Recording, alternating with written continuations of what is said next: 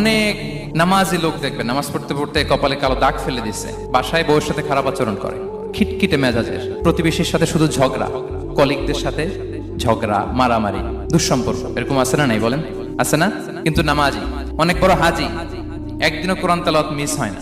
তো এত আবাদত করেও সে ইসলামের আসল এসেন্সটাকে ধরতে পারেনি। বিষ্ণু বললেন সবচেয়ে বেশি জান্নাতে প্রবেশ করাবে যে দুটি আমল, একটি হচ্ছে তাকওয়াল্লাহ, আল্লাহর ভয়, আরেকটি হচ্ছে উত্তম আচরণ, সর্বোত্তম আচরণ। তো আমরা যেন উত্তম আচরণের অধিকারী হই, আমার স্ত্রীর সাথে যেন ভালো আচরণ করি, প্রতিবেশীর সাথে যেন ভালো আচরণ করি, ছেলে মেয়েদের সাথে যেন আমাদের অ্যাটিটিউডটা ভালো থাকে, আচরণটা ভালো থাকে, কলিগের সাথে যেন ভালো থাকে। বিশ্বনবীর আচরণ যেমন ছিল তেমন আচরণ যেন আমরা গড়ে তুলতে পারি। আওয়াজ করে পড়ুন আমিন।